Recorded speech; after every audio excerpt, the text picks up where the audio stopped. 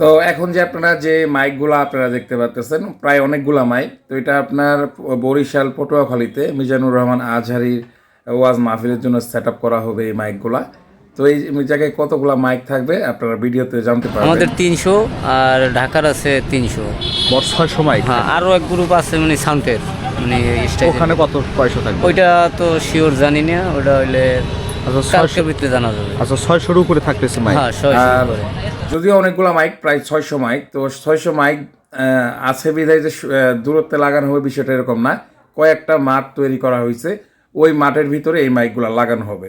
কারণ welfare committee দায়িত্ব নিছে যে দূরত্বে কোনো মাইক দেওয়া হবে না, যাতে করে অসুস্থ রোগীদের কোনো সমস্যা হয়, এই জন্য দূরত্বে কোনো মাইক ব্যবহার করবে না। বেশ কয়েকটা মাঠের মধ্যে এই মাইকগুলা লাগানো হবে।